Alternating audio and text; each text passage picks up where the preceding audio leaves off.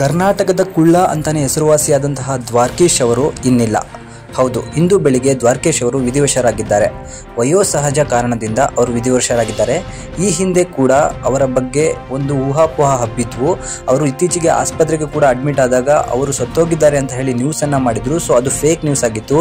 ಅದಾದ ನಂತರ ಅವರು ಮೀಡಿಯಾದ ಮುಂದೆ ಬಂದು ನಾನು ಚೆನ್ನಾಗಿದ್ದೀನಿ, ಆರೋಗ್ಯವಾಗಿದ್ದೀನಿ, ನನಗೇನು ಆಗಿಲ್ಲ ಅಂತ ಹೇಳಿ ಒಂದು ಸ್ಪಷ್ಟ ಸಂದೇಶವನ್ನು ಕೊಟ್ಟಿದ್ದರು. ಆದರೆ ಇತ್ತೀಚಿನ ದಿನಗಳಲ್ಲಿ ಅವರ ಆರೋಗ್ಯ ತೀರಾ ಹದಗೆಟ್ಟಿತ್ತು. ಸೊ ಮೊನ್ನೆ ನಡೆದಂತಹ ಒಂದು ಫಿಲಮ್ ಚೇಂಬರಿಗೆ ಬಂದಿದ್ದರು, ಅಲ್ಲಿ ಫಂಕ್ಷನನ್ನು ಮುಗಿಸ್ಕೊಂಡು ಕೂಡ ಹೋಗಿದ್ರು. ಅವಾಗೂ ಕೂಡ ಅವರ ಆರೋಗ್ಯ ಸರಿ ಇರಲಿಲ್ಲ.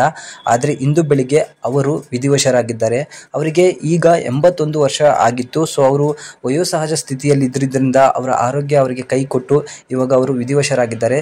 ಸೊ ಕನ್ನಡ ಇಂಡಸ್ಟ್ರಿಯ ಮತ್ತೊಬ್ಬ ಹಿರಿಯ ಕಲಾವಿದವನ್ನು ಕನ್ನಡ ಜನತೆ ಹಾಗೂ ಕನ್ನಡ ಇಂಡಸ್ಟ್ರಿ ಕಳ್ಕೊಂಡಿದೆ. ಅವರ ಆತ್ಮಕ್ಕೆ ಶಾಂತಿ ಸಿಗಲಿ ಅಂತ ಹೇಳಿ ನಾವೆಲ್ಲರೂ ಬೇಡ್ಕೊಳ್ಳೋಣ.